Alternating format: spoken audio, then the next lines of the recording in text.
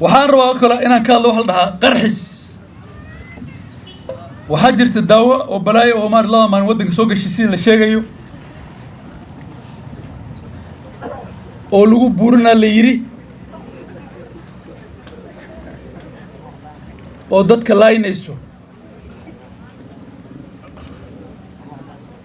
waxaan rabaa public health inay waxaan ka hadlaan waxaan inay ka hadlaan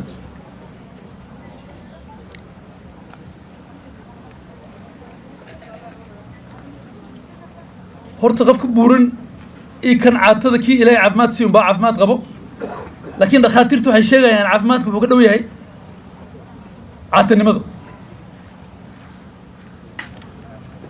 wasiir sinamnayo waa arag dad wax walba socdo intaasoo kilomitir ya jim aan laba maan waqti awey xogo culeysa ku ordan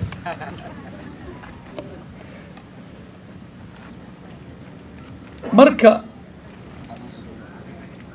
caruurta waxaan u sheegaynaa khaasatan gabdhaha walaalayaalow qarxiiskan iyo waxa uma baahnidiin caatanimada waa la soo wada maraa insha allahu markaa guri yeelataan oo ilmo dhashaan haddina waxaa arkaysin idinkooba haddina buurnidii la dagaalayo soo saamo marka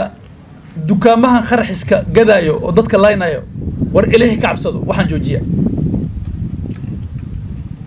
wasiiri I think public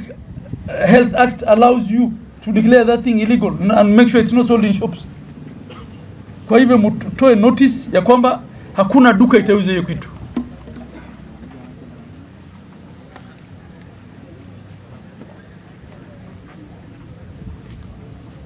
war bulshada intay u socotaa intaan ka badan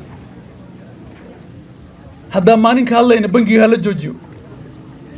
maalin aan ka hadlayna qarxaskaan waxaan joojiya ya bangii dadku waali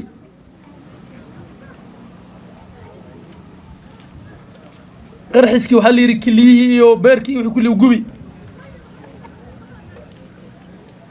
waxa gadaa waa dadkeenni waxa laga gadaa waa ilmaheenni